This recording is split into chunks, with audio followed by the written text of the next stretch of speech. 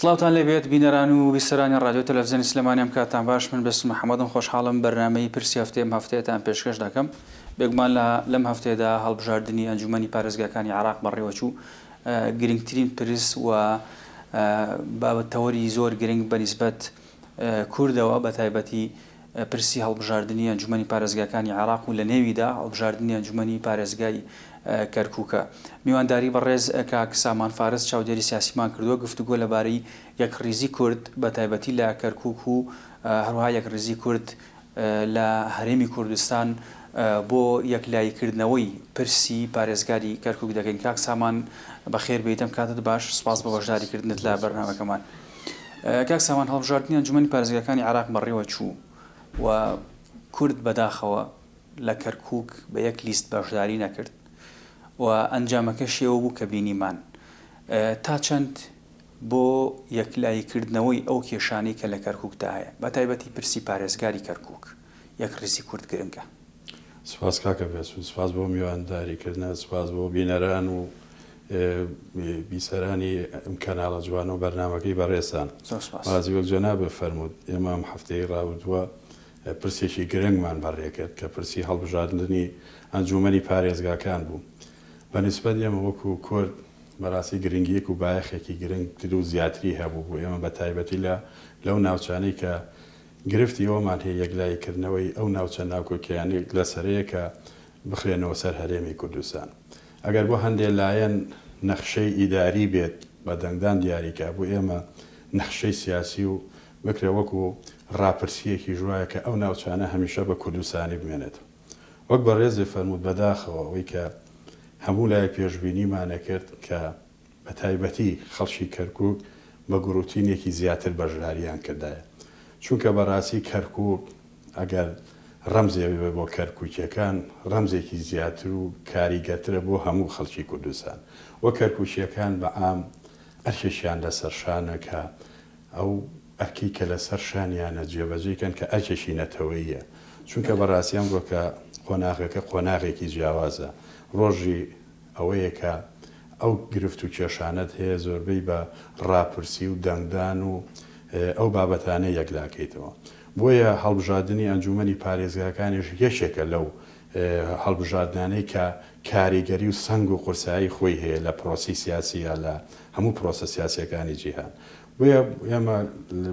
بەشداریشی کاریگەرمان هەبوو وەکو کورد لە کەرکووک. بەداخەوە ئەو ئەنجامی کە لەوانەیە بەدڵی هیچ یەکێک کوردێکی دڵسۆز نەبوو بێت، چونکە چاوەڕی زیاترمانە کرد. وەک عەرزم کردی دیاریکردنی نەخشەیەکی سیاسی نوێ بوو بۆ ئێمە لە دوای 16 ئۆکتۆبرە بەداخەوە کە ئەو حکومە عەسکەرتارێتی کە بەسەر کەرکووک کاسەپێنرا. بۆیە بۆ ئێمە پێویست بوو، گرنگ بوو کە بتوانین لە دوای ئەو پرۆسەیەوە بە دەنگەکانی خۆمان نەخشەی سیاسی نوێی کەرکووک دابڕێژین. بۆیە بە شێوەیەشی ئام ئەگەر سێریکەین باش بوو، بەڵام لەوانەیە لە ئاسی تموحی ئێمەی وەکو کورد نەبوو. دەکرا زیاتر خەڵک بەشدار بێت، دەکرا دەنگەکانمان زۆر لەوەی کە ئێستا هەیە زیاتر بێت، دەکرا لایەنە سیاسیەکان. هۆکارەکەی چی بوو کە نەتوانرا و دەنگانە زۆرتر بەدەست بێندرێت؟ باسی بەشداریکردنی هاوڵاتیانی کەرکووکت کرد. پێت وایە هاوڵاتیانی کەرکووک بە گڕوتین بەشداریان لە هەڵبژاردنەکە نەکرد یان ئەوە لایەنە عەرەبیەکان بوون لە دژی کورد زیاتر بەشداریان لە پرۆسی هەڵبژاردنەکەدا کردووە؟ وڵا کاکە بێسوون بڵێن ئەمە تقریباً توانی بڵێن دوو بەش بوو. بەشێکەوەی خەمساردی تاچی خۆمان، تاچی کورد بەڕاستی وە لە بەرچاو نەگرتنی ئەو ئەرکەنەتەوەیە بە تایبەتی جەماوەری خەڵکی شاری کەرکووکی بەڕێز کە ئەکرا و ئامانەتی زیاتر لەسەر شانیان بیان پارێز. ئەمە تاوەرێکە وتوانین باسێکی بەڵام سەر ڕایەوەش ڕێژەی بەشداریکردن لە کەرکووک لە هەموو پارێزگاکانی تر بەرزتر تقریباً بڵێ تقریباً ئەوە ڕێژەکەی ئەوە دەریخست کە کێشەکە زیاتر ڕێژەکە لەبەرەوە زیاد و کەمی کرد لە بینی دوو نەتەوە یان سێ نەتەوە بوو. سێرەکەی لە ناوچە عەرەبیەکان ڕێژێکی زیاتر لە ناوچە کوردیەکان خەڵک بەشداری کرد و سێری ئەنجامەکەیشیکەی ئەیبینی زیاتر لە ناوچە عەرەبیەکان ڕێژەکە لە 160 بۆ 65 بووە 70 بەشداریانتی کردووە، لە ناوچە کوردیەکان کەمتر. ئەمە ئەومان پێڕاستە ئێمە گلەیی گازەندا هەرچێکمانەیە لەلایەنە حیزبیەکان لە سنووری هەرێمی کوردستان ئەمە ئەتوانین مەسەلەن لە شوێکان چارەسەریکەین بەڵام لە ناوچە کوردستانی لە سەرەکان بەڕاستیەوە تا لە هەڵبژاردێکی ئاوە ئێمە باجەکەی بۆیە هەنێکیەوە خەڵک وەکو هاوڵاتی لێ بەرپرسە بەشێکی کەش لایەنە سیاسیەکان بەڕاستی ئینادی سیاسی بەڕاستیەوە یەکێکە لە هۆکارەکانی بەڕاستی هەندێک لایەن هەر لە سەرەتاوە دیار بوو کە نە کورسیەنن نە ئەو سەنگە قورساییان هەیە بەداخۆ دەنگی کورتیان پەرت کرد و نەیشیانتوانی ڕاستە دوو لیستی سەرەکی کە لیستی ئەو لیستە بوو کە یەکێتی نیشتیمانی دروستی کردووە لیستێکی کەش پارتی دموکراتی بە تەنیا خۆی وە چەند لیستێکی کەشمانە بوو ئەکرا لە باتی دوو لیست سێ لیست نەکرایە بە 4 و بە 5 و بە 6 ئەو دەنگانەی ئەو لیستانە کورسیان نتوانی بەدەست بێن و دەنگی کوردیشان بەفیڕۆدا بەداخەوە بینیمان ینی ئەنجامەکەی وا بوو کورسیەکمان بە هەدەر ڕۆژ تقریبا نزیکی 30,000 بەرەو سەرەوە دەنگی کورد بە هەدەر ڕۆی بۆیە هەندێک لایەنی سیاسی بەڕاستەوە ئینادی سیاسی و هەرزەی سیاسی منەتوان وای پێ بڵێم کوردی گەیان بەو قۆناغی کە ئێمە نەتوانین ڕێژەیەکی بۆ کورسیا زۆرەی کە ئێمە ئەمانویست و ئەو زۆریە ڕەهایی کە ئەمانویست بەدەستی بێنین بەشێکی ئەوە هۆکارەکەی بوو کە ئەتوانرا بەرژەوەندی حیزبی بەداخەوە هەمیشە وای کردووە و داواڕەوەکانی کورد هەمیشە بەرەو پاشەکشێ بچێت بۆیە لەم قۆناغا ئێمە ئەوی ڕۆی ئەم قسانی ئەمە باشتر بێ بۆ نمونە بۆ کاتە بوو کە لە کاتی دروستکردنی لیستەکان بەداخەوەی تر و کاتە زۆر ڕۆشنبیر و دڵسۆزان و خەڵکی بە ئاگای ئەم کوردستانە هاواری کرد با ئەمە بە یەک لیست بین قەچێکا بە یەک لیست نابین با بە دوو لیست بین بە دوو لیستیش نابین دەکرا بە سێ لیستی کە بەڵام لەوە زیاتر بەڕاستی ئەوە ئەنجامەکەی بوو کە دەنگێکی زۆرمان بە فیڕۆڕۆی نەمانتوانی کورسیەکی کە زیاد بکەین ئەنجامی هەڵبژاردنەکان تا ئێستا بەشێکی زۆری ڕوونە هەم بۆ هاوڵاتیان هەم بۆ هێز و لایەنە سیاسیەکان کە ئەنجامەکەی چۆنە چەند دەنگێک ماوە بۆ یەکلایکردنەوە هێزە دەنگدانی تایبەت و چەند سندوقێکیش ماوە کە باس لەوە ئەکرێت کە ئەگەری هەیە گۆڕانکاریکی کەم لەسەر ڕێژەی دەنگەکان بکات بەم شێوەی ئێستا کە کورد ئەگەر لایەنی عەرەبی و تورکمان لەلایەکدا بنین و کورد لەلایەکدا بنین کورد 7 کورسی هەیە و تورکمان و عەرەب 2 کورسی کورد 8 کورسیان هەیە کورد 7 کورسیە عەرەب و تورکمان 8 کورسیان هەیە دانانی پارێزگارێک بۆ کورد زۆر ئەستەم نابێت وەڵا نەکەسە لەم کاتە بەڕاستی ئەگەر باسکردن ئەگەر پێشتر بۆ نمونە باسێکمان کردبێ وەکو بانگەشەیەکی هەڵبژاردننیش بەکارمانە نابێ وەکو کورد کە کورد بتوانانی زۆرینێکی ڕەها بەدەستبێنین بۆ دانانی پارێزگایەک بە مرتاحی بەڵام ێسەلانێ نەتوانین بەڵێ ئێستا زۆر ئەستەم بووە چونکە تۆ ئێستا ئەو زۆرینەیەت نییە بتوانی وەکو کورد هەم عەرەب ناتوانین بەبێ کوردانێ هەم کوردیش ناتوانن بەبێ عەرەب هیچ ئەوەی کە ئێستا هەیە بەڵام لەوانێ بۆ کورد ئەستەمتر بێت ئەوەی کە سێرەکەی ئەو لایەنانەی کە ئێستا کورسیەکانیان بەدەستێناوە و کە ڕێژەی کە بەرامبەر کوردن سێرەکەی لە بۆ چوونەکانیان و لەوەی کە بەرامبەر کورد هەر بۆ چوون و ڕێیان هەیە زۆر نزیکن لە یەکەوە بەڵام ئەوەی کە هەیە بەس پارتی و یەکێتی لێ کورسیەناوە بە هەردوو لایەن 7 کورسی بەڵام لایەنە عەرەبیەکان وانەی کە زۆر سەرسەختانە بەرامبەردا مافەڕەوەکانی کورد وەستاون ئەمانە کورسیانێناوە لەلایەنە تورکمانیەکان سێرەکەی هەر هەمان ئەو حیزبانە کە کورسیان بەدەستێناوە تەنانەت دوێ من زانیاریم هەیە لەوانەی کە ئەو کەسێکی کە کۆتای مەسیحیەکانی بردوێتەوە هەر نزیکە لەو بۆچوونەی کە ئەوانەی کە دژە کوردن یان مەسەلەن دژی مافەڕەوەکانی کوردستان بۆیە ئەگەر ئەوان ئیتیلافێک دروست بکەن تەسەوڕەکەم پارێزگار دانانیەکی عەرەب زۆر ئاسانتر بێ بۆ کورد چکە بۆ کورد زۆر قورس بووە زۆر ئەستەم بووە کاک سامان لێرە یەکڕیزی کورد تا چەند گرنگە نەک تەنیا بۆ یەکلایکردنەوەی پۆستی پارێزگاری کەرکووک بەڵکو بۆ یەکلایکردنەوەی سەرجەم کێشەکان کە لەگەڵ حکوومەتی عێراقیدا هەیە یەکڕیزی کورد کە میشە لە میدیاکانەوە باسەکرێت با کورد یەکڕیز بێ بە یەک هێز بچێتە بەغدا بە یەک هێز دانوستان بکە گرنگیەکەی لە کەرکووکە ڕنگدانەوەی بێ بەسەر کۆی تەواوی عێراق و کۆی تەواوی ئەو کێشە و گرفتانی کە لە نێوان هەرێمی کوردستان و عێراقدا هەیە وەڵا حتمما کاکە بێسوون یعنی یەکڕیزی و یەکدەنگیمان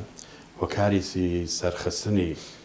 پرۆسەکەمانە و پاراستنی ئەم دەستکەوتەیەکە ئەمانە تۆ سێری مێژوو کاگە و کاتانەی ئێمە کە یەکدەنگ بووین یەکڕیز بووین یەکگوتار بووین دەستکەوتەکانمان لەو کاتانە بەدەستێناوە لەو کاتانە ئێمە کە یەکدەنگ بووین دەسووری عێراقمان نووسێتەوە لەو کاتانە یەکدەنگ بووین فیدراڵیمان چەسپاندووە لە دەستوری عێراق لەو کاتانە کە یەکدەم بووین بوجە و موچەی خەڵکی کوردستان هاتۆ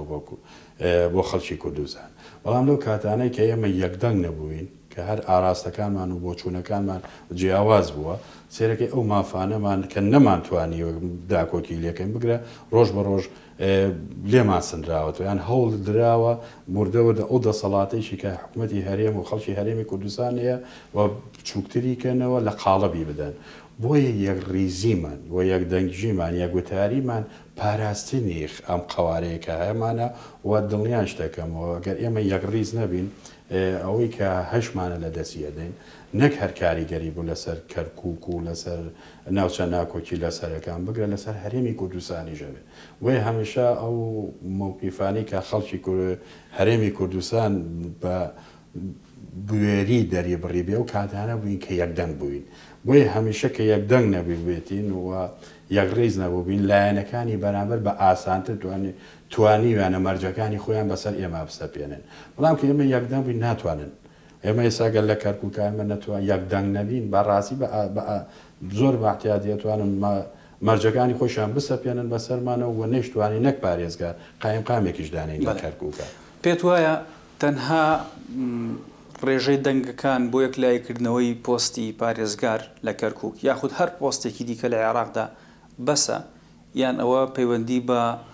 ڕێکەوتنێکی ترەوە هەیە بۆ نمونە ڕێکەوتنی هێز و لایەنە سیاسەکانی دیکەی عێراق بۆ نمونە لە عێراقدا بینیمان لە هەڵبژاردنەکانی ڕابردوو هەڵبژاردننی پێشوەختەی عێراق موقتەدا سەدر یەکەمی هێنا بەڵام نەیتوانی حکوومەت پێک بێنێ ئایا ئەم هاوکێشەیە گەر بچووکەینەوە بۆ کەرکووک پێت وایە ینی هێز و لایەنە سیاسەکانی دیکەی دەرەوەی ئەوانەی کە یەکەم بوون لە کەرکووک ڕۆڵیانە بێت لە یەکلایکردنەوەی پۆستی پارێزگارە بە دڵنیایەوە ئەتوانن بەڵام کاکە بێسون ڕاستە هەڵبژاردن پێوەرێکە و سەنجێکە سەنجی حیزبەکان و لایەنەکان دیاریەکات ڕاستە ئەگەر کورد حوت کورسیە ناوەگەرۆک و کورد وەکو زۆرینە زۆرینەیە لایەنێک لە ناو لایەنە کوردستانیەکان پارتی و یەکێتی بەڵام گریشمان حوت کورسیشی نا بە کورد هەمووی دوو کورسی بێنایە ئەمە ناتوانین ناشتوانن چونکە کورد وەلاوە بنێن لە حکومڕانی و لە جێبەجێکردی ئەجندای حکومڕانی لەو ناوچانە چکە بمانێ و نەمانێ کورد زۆرینەیە ئەو ناوچانە ناوچەیەکی کوردستانیە ئەو ناوچانە بە پێی دەستور ئێمەڵین کێشە لەسەرە ڕاستە مادەیەکە ئەمڕۆکە لە دەستورا هەیە بەڵام ناوچەیەکە و کوردستانی و حاشای لێ ناکرێت و ئەم ڕۆبێ و سبەی نێبێ ئەوە هەرەگەڕێتەوە سەر هەرێمی کوردستان بەڵام ئەگەر تۆ پرسیارەکە وابێ بڵێن ئایا بەم ڕێوەی کە ئەم ئەنجامەی بینیمان ئەگەر ڕاپرسیە بکرێت ئایا بەپێی ئەم ئەنجامە بێ ئەو ناوچانە ئەخرێنەوە سەر کوردستان منی ژەڵام ئەگەر بەو شێوە بێ ئێستا کە بینیمان بەپێی ئەو بەشداریە بێ ئەستەمە بتوانین ئەو ناوچانە بخێنەوە سەر کوردستان بۆیە بۆ ئەو هەرج لایەنێکی کە ئەگەر زۆری نەبێت لەو ناوچانە ناتوانێت بەبێ کورد بتوانێت حکم ئیدارەیەکی ڕەشیدی بەتوانە و خزمەت گوزار لە منتیقەکە پێشکەشکە چونکە کورد پێگەیەکی کاریگەری هەیە لەو منتیقانە کە پێڵی ناوچە ناکۆکی لەسەرەکە چونکە زۆرینە هەر زۆری و ناوچانەی کە پێڵی ناکۆکی لەسەر ناوچەی کوردستانیە بەڵامی تر بە شێوەیە لە شوێگان ڕووکە لە مادیەکە بۆی جێکراکە مادەی سەڵچلە بەداخۆ تایسە جێبەجێ نەکراوە وێ دەکەین لە داهاتوە بە یەک ریزی هەموو لایەک بتوانین بە تایبەتی جێبەجێکنی مادەی سەڵچل زۆر گرنگە کاک بێت بەشێ لەم گرفتانەی کە ئێستا ڕوومانتیەکە کە ڕوو لە خەڵکی کوردستانەکە بە تایبەتی و ناوچە ناکۆکی لە سەرانە وە کارەکەیەوە جێبەجێ نەکردنی ئەم مادە دەستوریە کاک سامان مەبەستم دەستێوەردانی ئیقلیمی و هەرێمایەتی بوو لە پرسی کەرکووکدا بێگومان بەشێکی زۆر لە تورکمانەکان وەلایەن بۆ تورکیا هەیە و بەشێک لە لایەنە شیعەکان وەلایەن بۆ ئێران هەیە و کوردیش خاوەنی کەرکووکە کە خاکەکێتی داگیر کراوە پێت وایە ئەو وڵاتانی دراوسێ و ئیقلیمی بتوانن یعنی ڕۆڵیان هەبێ لە دانوستان لە پرسیەک لایەکردنەوەی پرسی کەرکووکە بەدڵنیایەوە کاکە بێسوون ینی ئەوە شتێکە ناتوانین ئێمە یان کەسێکی کە ئەو بابەتە لەبەرچاو نەگرێت بەڵێ بە تاچی دەرەڵا لە مۆزوعی بە تایبەتی کەرکووک ڕۆڵی هەرێمایەتی ناوچەیی دەورێکی کاریگەریە بۆ یەکلایکردنەوەی تەنانەت نەک پارێزگاری قایم قامێ بەڕێوەبەرێکی گشتی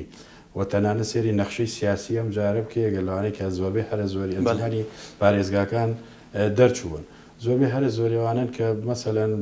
لە لای خەڵکی عێراق ڕوونە ئەوانن کە وەلایەن مەسەلەن زیاتر نزیکن لە ئێرانەوە یعنی سێری نەخشەی سیاسەکە تەنانە دەوانیشی کە لە کەرکووکا دەنگیان هێناوە زۆربەی ئەو لایەنانن کە نزیکن لە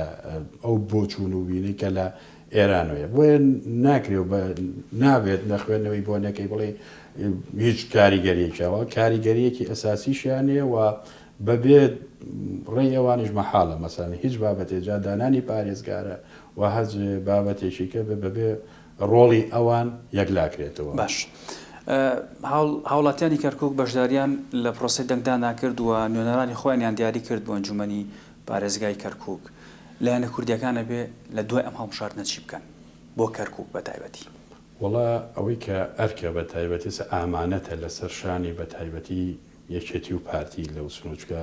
ئەو دووبارە لەم هەڵبژاردنە خەڵکی ئەو ناوچە متمانەی بەم دوو هێزە بەخشیەوە ئاسە چەند هێزێکی کە بوو لە پرۆسەیە و بەشداریان کرد دیار بە زۆرینەی خەڵکی ئەو ناوچانە متمانیان بەم دوو هێزە بوو بۆیە ئەرشێکی زیاتر لەسەر شانی ئەم دوو هێزەیە یەکێ لەوەی خاڵانەیە کە بتوانن و هەموو هێز و توانای خۆیان بخەنە کار بۆ دانانی پارێزگارێکی کورد چونکە لە دوای 16 ئۆکتۆبەرەوە خەڵکی ئەو ناوچانە لە ژێر گوشارێکی زۆر نابەرپرسانەی خەڵکی لە نەتەوەکانی کەن کە بەداخەوە بەشێکەوەی پارێزگاری ئێستای بە وەکالەتی سەپێنراوی سەر کەرکووک لی بەرپرسە و لەسەر خواست و داواکاری خەڵکی کەرکووک ئەم پارێزگارە دانانراوە وە بێت سەرەتایی کارکردنی هەردوو لیستی پارتی و یەکێتی ئەوە بێت کە بوتوێژێکی برایەنە لە بینی خۆیانە و ڕێکەوتنێکی استراتیژی لە بینی خۆیانە ڕێبکەون لەسەر ئەوەی پارێزگارێکی کەرکووک لە ئێستا زەرورە بۆ کورد چونکە دڵنیاتەکەم ئەگەر ئێمە ئەوە نەکەین ئەم قۆناغە ئەو دەنگانشمانێنە قۆناغی داهاتوو لەوانەیە پاشەکشەی زیاتر لە دۆزی ڕەوای کوردستان ببینی لەو سنوورە چونکە ئومێدکردنی خەڵکی کوردستانە چونکە ئێستا ئەو دەنگش کە هاتووە خەڵک بە ئومێدەوە دەنگیاوە وێ بتوانانی پارێزگارێکی کورد دابنی لەو سنوورە بەڵام ئیتر چۆنەوە ئەوە ئەرکی بە سەرکردایەتی کووردە کە بتوانن پارێزگارە چونکە بەوەی ئیتر کۆتایی بێنن لە بۆ زڵم و زۆرەی کە بەرامبەر خەڵکی کوردستانەکەی لەو سنوورە. پێت وایە ڕۆڵی پارتی بە دوو کورسیەوە لە کەرکووکدا تەنها قەبارەکەی بەقەت دوو کورسیە یان پارتی ڕۆڵێکی زیاتری هەیە بە حکومیەوەی پێگەیەکی مێژووی زۆری هەیە و شۆڕشێکی لەسەر کەرکووک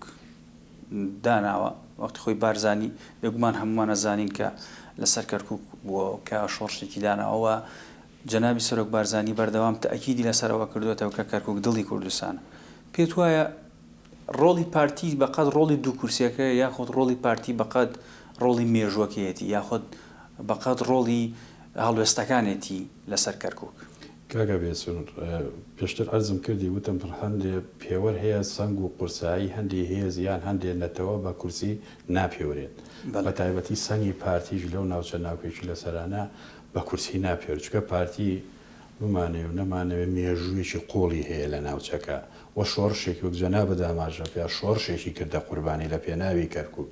و سێری مێژووکە و کاتەکە سەرجەم و توێژەکان و گفتووەکانی شۆڕش کە لەگەڵ حکوومەتی عێراقیا کراوە هەمیشە کە هاتووتە سەر خاڵی کەرکووک ئەو کاتە بۆی تر کە لێکترازان و وەستاوە ینی گفتوگەکان وەستاوە و سنگی پارتی بۆ یەکلاییکردنەوەی هەموو بابەتەکان پێگە و قورسایی خۆی هەیە پێگەی پارتی بە کورسی ناپێورێت پارتی قورسایی زیاتر و پێگەی زیاتری کورد لە ئێستا بمانەوە نەمانێت لای پارتیە و ئەو بڕیارانی کە پارتی دیموکراتی کوردستان و بە تایبەتی سەرۆک بارزانی کە بڕیارێکە لای جەنابیانەوە دەربچێت دڵنیاتەکەم لای لایەنە عەرەبیەکانی زیاتر متمانە پێکراوترە وەیە لایەنەکانی کەش کە بیانەوە ڕێکەوتنێک لەس بۆ کورد بکەن ئەو کاتە متمانی پێەکەن کە ڕێی پارتیشی لەسەر بێت وێ دڵنیاتەکەم ڕێی پارتی و ڕۆڵی پارتی یەکلاییکردنەوەیە لەسەر هەموو ئەو کۆی ئەو بابەت و کێشە و گرفتانەی کە لە ناوچەکە بە کەرکووک و خانەقین و شنگال و مووسڵیشەوە بۆیە نەک دوو کورسی من دڵنیاش دەگە هەر کورسیشی نەبێ بەڵام سەنگی و قورسایی پارتی زۆر لە کورسی زیاد. ناوچە کوردستانەکانی دیکەی دەرەوەی دارایی کوردستان مانتیقی مووسڵ و دیالە و ئەو ناوچانە دیکە بەتایبەت لە نینەوە پارتی دەنگی هێناوە چوە خاوەنی 4 کورسیە کاریگەریە بێت لەسەر پارێزگاری کەرکووک بە شێوەیە لە شێوەکان ڕاستە لەوانەیە نەخشەی سیاسی کەرکوو جیاوازتر بێت لە مووسڵیانە بەڵام وەک ئەرزم کردی ئەمە هەمویان ناوچەی ناکۆچی لەسەرن بەڵام هەمووشیان ناوچەی کوردستانین بەڵامش هەر شێوەیان و بە هەر جێگەیەک و هەر پێگەیەکیان جیاوازتر کەرکووک خۆی بۆ خۆی مێژوویەکە بۆ کورد ڕەمزێکە بۆ کورد بەڵام ئەکرێت یعنی مەسەرەن دەکرێت لەوانێت لە توێژەکانە لە گفتوگۆکاندا ئەمانە بکرێنە بابەتێک و قسەی لەسەر بکرێت بەڵام ئەگەر تۆ بڵێ کاریگەری مووسڵیان شنگال لەسەر کەرکووک تۆزێ قورسە چووکە پێگەی کەرکووک بۆ خۆی جیای بوو پێگەیەکی سیاسی جیاوازتر هەیە کاکە بەسو لە عێراقا چەند شوێنێک هەیە پێگە و قورسایی خۆی هەیە بە تایبەتی کەرکووک بە دەرەجەی یەک مووسڵ ئەنبار وەکو سونەکان کە سنوورێکی گەورەفرا بەس ڕێژ بۆ شیعەکان کە مەسەرەن لەهۆی کە لە ڕووی ئابوووریەوە دەواازەیەکی گرنگە بۆ عێراق ئەم 4 پارێزگارە یان ئەم 4 محافظەیە کە لە عێراقا هەیە و پێگە و قورسایی خۆیان بۆیە هەمیشە ئەم 4 پارێزگارە یان ئەم 4 محافظە زۆربەی گرفتەکانیان بلانێ بە هەڵبژاردن و بە دانانی محافزێک و ئەوانە یەکلا نەکرێتەوە یان هەڵبژاردننی ئەنجومانی پارێت ئەمانە پێویستی بە ڕێکەوتنی سیاسیە بۆیە مووسڵ کەرکووک بە تایبەتی ئەمانە ڕێکەوتنی سیاسیان پێویستە.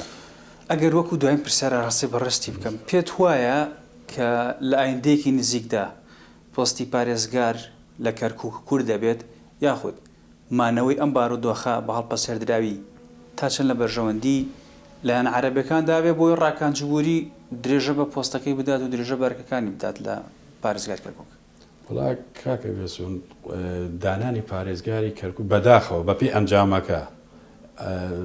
لانەی کێشمەیەکی سیاسی زۆر بێنێ بە دوای خۆیان بۆ ماوەیەکی زۆری بوێتە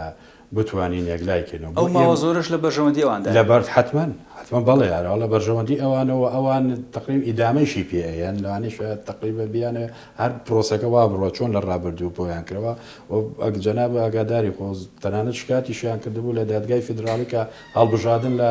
کەرکووک نەکرێ ئەوان پێیان باش بوو ئەم گرفتەکانی کەرکووک بەردەوام بێ و هەر بڕوات بۆیە بۆ ئێمەی کورد هەموو هەوڵەکانمانەوێت پارێزگارێکی کورد هەبێ بەڵام بەڕاستی تۆزە قورسە لە ئێستا بڵین وڵا